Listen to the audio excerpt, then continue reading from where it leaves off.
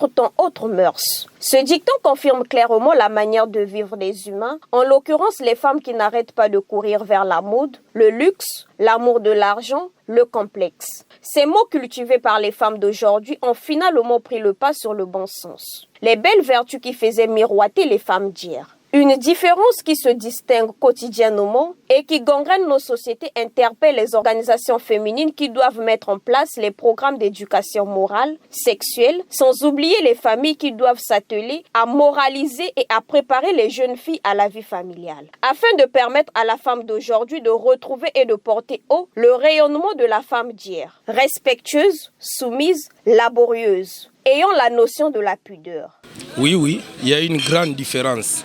La femme d'hier était soumise et dépendait de l'homme tout entier. Mais aujourd'hui, là, il y a eu l'émancipation de la femme. Les femmes d'aujourd'hui, ils suivent les Blancs. Ce que les Blancs portent, là, et aussi ils veulent porter. Or, chez nous, ce n'est pas ça. Nous sommes des Bantous. La première des choses, c'est le respect. Or, aujourd'hui, là, les femmes sont vraiment exposées en tout et pour tout. Même sans avoir donné l'argent, tu peux déjà tout regarder à la femme d'aujourd'hui. Or, l'époque de nos mamans, ce n'était pas comme ça. On prie les bons dieux pour qu'ils fassent le nécessaire, parce que c'est ce qu'on voit maintenant là. Quels que soient leurs rangs sociaux, leurs origines, les femmes ne doivent pas perdre de vue qu'elles ont une grande responsabilité dans la transformation positive de nos sociétés. Et pour cela, elles ont l'obligation de la bonne conduite.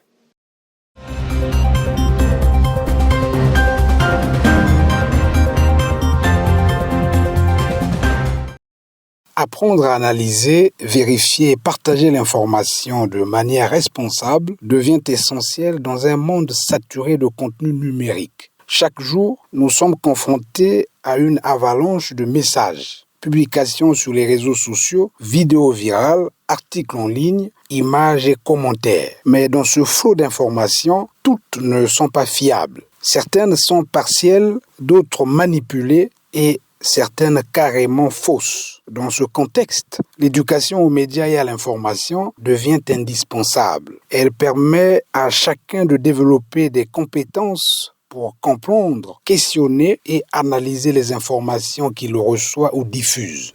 L'éducation aux médias et à l'information, c'est l'ensemble des outils de prévention qui permettent de mieux se comporter en matière d'information et face à la désinformation. C'est un ensemble d'outils, de techniques et de savoir-être et de savoir-faire en ligne qui permettent d'être plus agiles et de ne pas se laisser duper par ce que l'on voit en ligne, de ne pas se laisser non plus emmener dans des situations complexes de cyberharcèlement ou d'autres types de difficultés en ligne.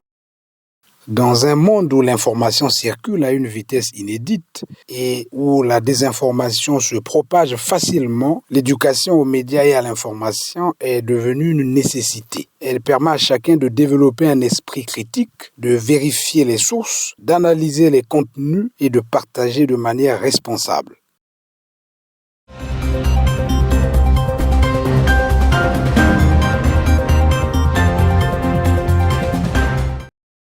La citronnelle est une plante herbacée connue pour être parfumée. On la retrouve dans de nombreuses préparations culinaires d'Asie du Sud-Est. La citronnelle a également des propriétés médicinales par les ressources uniques que renferment ses feuilles. Bactéricides, hypotensives, anti-inflammatoires, antifongiques et insecticides. Elle traite aussi les désordres digestifs, la grippe, les états fiévreux, les rhumatismes et les problèmes d'articulation. Elle aurait aussi une action positive sur le diabète. Excellente en infusion, marinée ou non à d'autres plantes et au thé. La cuisiner est un régal. En infusion ou décoction pour les problèmes digestifs, elle est reconnue pour ses vertus digestives et calmantes. Favorise la digestion, amoindrit les troubles intestinaux et les crampes d'estomac. Boire une tasse après le repas, elle vous aidera à vous endormir. Elle vous aidera aussi à combattre les situations de stress. La citronnelle est aussi réputée pour sa vertu sédative sur le système nerveux.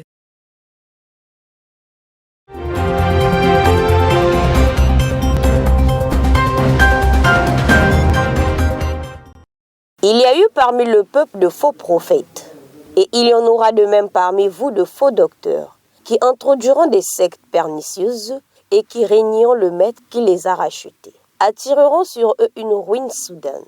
Plusieurs les suivront dans leur dissolution. Cette écriture se rapporte aux mises en garde faites à l'endroit des membres et membres confirmés par Guy-Émile Oufouasséchi-Kouabo, grand maître de l'OPH, de ce que les faux enseignants, des lourds ravisseurs se sont introduits dans son association aux seules fins de tordre son enseignement, de mettre en péril sa doctrine, et nombreux sont ceux, des frères et sœurs, qui les ayant écoutés se sont égarés. Le frère Diana Amour, membre confirmé de l'OPH, prédicateur selon Guy-Émile Oufouasséchi-Kouabo, section Mont Ararat de Brazzaville, prenant la parole au nom de l'officiante, n'a pas tari des conseils au peuple de Dieu. Pour contredire la fausseté, tu dois d'abord connaître Nzaba. Parce qu'on ne saurait contredire sans pourtant préalablement avoir une certaine connaissance. Mani, quand un frère ou une sœur donne un enseignement pareil que il n'a que ça la courrier, pour tout le fait bongo. Il y a que faux enseignants, bien faux enseignants fait. Maintenant, à ce moment-là, si toi tu n'es pas assidu, si tu mets ça le faux enseignement, tu feras quoi? Il y a que ça aussi courrier, tout le fait bongo. Maintenant, à ce moment-là, âme perdue, ni ba conseil n'engame koua, ou bien il n'engame sadila. Non, Mani, à ce moment-là, le fautif, c'est qui? C'est d'abord toi-même, parce qu'on peut t'enseigner les faussetés, mais si tu es assidu dans l'enseignement, tu sauras comment te défendre. Mani, aujourd'hui on peut te dire que Émile est mort, avec des soi-disant cassettes à l'appui. Mais il y a aussi des notes qui prouvent que Émile ne peut pas mourir. Des cassettes à l'appui. Vous ne faites pas un débat, mais il y a qui n'a prouvé dans le monde que ce que tu me dis là, il y a qu'un enseignement. Dans Luc chapitre 4, du verset 1 au verset 12, si vous lisez, Benketa la histoire, il y a Jésus après être baptisé, il y a un Kwenda qui a désir. J'aime vraiment cette partie. Et après, il fut tenté. Il fut comment? Tenté. Par qui? Mais la conversation était passée comment? Il était écrit, il était dit, ainsi dit l'Éternel. Quand le diable dit, il était écrit. Jésus aussi dit, il était écrit. Le diable dit, il était écrit. Jésus dit, il était écrit. Écrit, très bien, maman. Écriture contre écriture. Parole contre parole. Mais est-ce que tu es capable, il y a pour défendre enseignement, parce que le maître dit, le membre est celui qui se soucie de sa formation spirituelle. Suis bien mon âne et jamais tu ne te perdras. Dixit Guy-Émile Oufouasséchi-Kouabo. Une invite accompagnée d'une promesse. Question de préserver le peuple aux faux enseignants qui se sont infiltrés parmi les enfants de Dieu.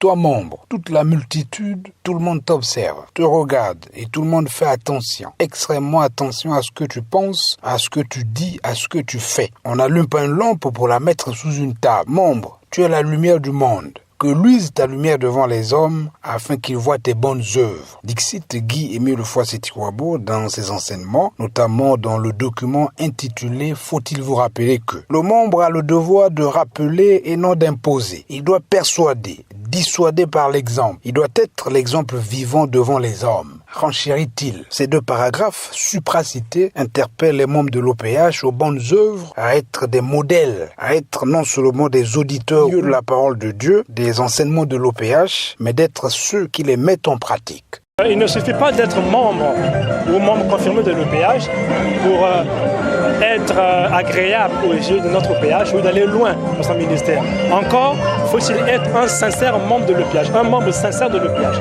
Parce qu'il y a cette épithète que le grand maître ajoute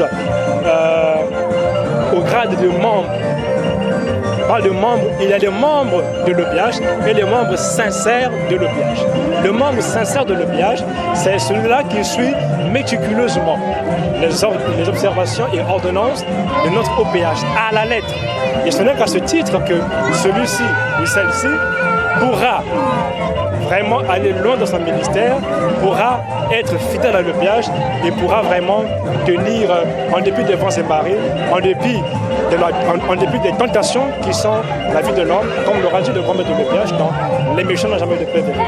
Ce ne sont pas ceux qui disent Seigneur et Seigneur, Seigneur, Seigneur, qui hériteront du royaume des cieux, mais ceux qui feront la volonté. Ce qui veut dire qu'il ne suffit pas de prêcher, il ne suffit pas de clamer haut et fort que l'on croit en Dieu, que l'on a accepté ses lois. Encore faut-il, et surtout faut-il, mettre en pratique. Il faut vivre cette parole-là. Il faut être une parole de Dieu marchante. Il faut être une sorte de Bible marchante.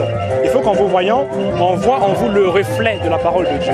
Au regard de ce qui précède, on comprend aisément que ne faites pas ce que je fais, mais faites ce que je vous demande de faire, n'est pas de l'OPH.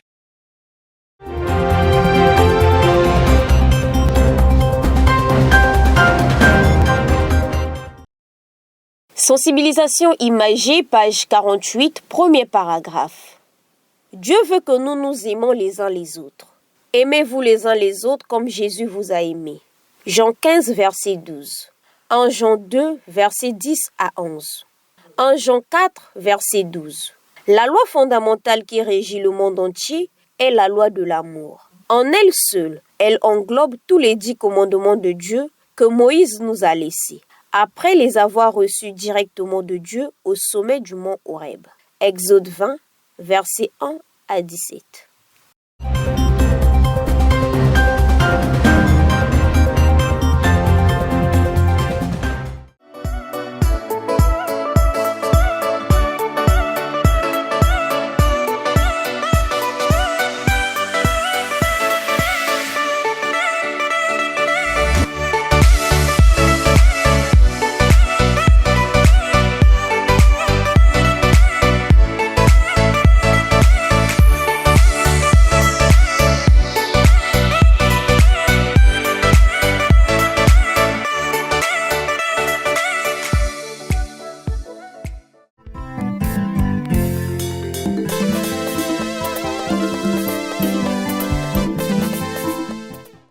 Un événement spirituel d'envergure internationale, la célébration de la fête d'Action de grâce et édition 2025 a rassemblé du 28 au 31 août 2025 à Dakar au Sénégal les frères et sœurs de l'association Louzolo Amour OPH venus du Togo, du Ghana, des États-Unis, du Gabon, du Congo, Bénin, de la Côte d'Ivoire, de la France et d'autres pays. Cette célébration a été une totale réussite. À en croire les impressions recueillies sur place par Bertoni Sitou, chargé de la communication de l'événement. Je suis très contente parce que la mission a été accomplie et Dieu nous a fait grâce. En tout cas, la fête était belle et belle. Tout le monde était très content, la chorale a bien animé, en tout cas le service de la RTA, nous tous on était très contents, donc rien de spécial à vous dire, sinon que remercier l'Éternel Dieu Guy-Aimé Loufoua Setikwabo de cette grandiose et terrible fête d'Action de grâce qui nous a fait grâce encore de plus en plus. C'est une fête de remerciement. Quand quelqu'un te fait de grâce, là où tu dépensais des millions, chez les féticheurs, les marabouts, les Gbigbowe que moi j'ai resté dans Gbigbowe pendant 25 ans, boubou blanc. Et ça ne m'a donné aucun résultat. Ici, près de 5 ans, près de 5 ans, je n'ai pas dépensé un franc. Et tout ce que je demande au nom de Papa Guy-Émile Loufoua Setikwabo, il me l'accorde. On est venu faire la fête de la grâce. Donc c'était bien passé. Nous tous, moi personnellement, je suis fier que je suis venu au Sénégal. Si je n'ai pas venu au Sénégal et puis quelqu'un vient me raconter, mes amis, mes frères du Bénin, mes frères du Ghana, viennent me dire qu'il y a une fête, mais je n'ai pas vu quoi. Donc vraiment, je suis content que Papa Guy-Émile Loufoua Setikwabo, il faut que tout le monde dans le monde entier, même les prêtres, même les pasteurs, nous sommes des mêmes choses, c'est les mêmes dieux. Mais il faut qu'ils vont demander Qui est Papa Guy-Émile Loufoua Séti Kouabo? C'est ça qui est très important. C'est pas que quelqu'un est en train de faire, et il a ouvert une église, et là, toi, il y a quoi qu'en soit. Demande à toi-même personnellement, qui est Papa Guy-Émile Loufoua Séti Kouabo? Donc, c'est notre Dieu de nous tous. La fête a été très belle, très belle. C'était très belle. Tous les continents étaient présents.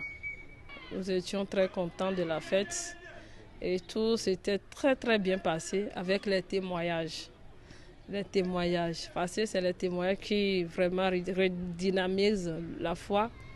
Nous étions très contents de la fête. Nous avons accepté et montré notre présence ici à l'invitation de l'Éternel. La fête a bel et bien eu lieu. C'était la joie. Chacun de nous s'est retrouvé. La fête s'est bien passée. Les mots me manquent même, c'était de la joie. Une grande réussite, quoi. C'est du jamais vu. On a senti l'hospitalité de Sénégalais. Vraiment, c'est comme si nous étions au Congo. La fête s'est bien passée, très bien passée. Nous souhaitons même, s'il faut peut-être revenir, on pourra revenir. Nous avons été donc à la manœuvre, à la coordination pour cette grandiose fête d'Action de Grâce. Et aujourd'hui, donc, nous sommes à la fin. Nous disons déjà merci à Papa Guy-Émile Loufoua Séti Kouabo pour les moyens, pour l'assistance, pour l'accompagnement, pour tout ce qu'il faut pour que son œuvre aille de l'avant. Et nous disons merci aux autorités sénégalaises qui nous ont fait confiance, qui nous ont donné cet espace. La fête a été belle. Nous n'avons qu'à suivre l'intégralité de nos séances pour comprendre la quintessence de cette grandiose fête d'Action de Grâce. Nous disons merci aux frères et sœurs qui sont arrivés dans de très bonnes conditions grâce à Papa Guy-Émile Loufoua Séti Kouabo et aussi qui vont repartir sous sa protection. Nous disons que Dakar a été une fête spéciale avec des événements, avec des moments forts. En moi, il y a une joie qui traduit les sentiments qui sont les nôtres à l'issue de cette grandiose et terrible fête d'Action de Grâce pour la première fois à Dakar. En tout cas, c'est une fête qui s'est déroulée sans incident, sans accroc et avec beaucoup de témoignages, avec des moments forts, très forts même. Le dernier, nous l'avons vécu aujourd'hui même. Donc, c'est une grande joie d'avoir des frères et sœurs de différentes nationalités, de différents continents qui se sont retrouvés ici derrière une seule divinité, Guy-Émile Loufoua Séti Kouabo. Ce pèlerinage à Dakar s'inscrit dans le cadre des missions assignées aux membres de l'OPH, comme le déclare Guy-Émile Loufoua Séti Kouabo dans son message du 9 novembre 2003. Vous devez propager les vérités divines de l'heure auprès de ceux qui vivent encore dans l'ignorance. Allez proclamer partout que Dieu habite au Congo-Brazzaville et que vous l'avez vu de vos propres yeux. Portez ce message, cette bonne nouvelle, à tous ceux qui ne le savent pas encore. Cette édition 2025 de la fête d'Action de Grâce à Dakar au Sénégal restera gravée dans les mémoires du fait de son impact.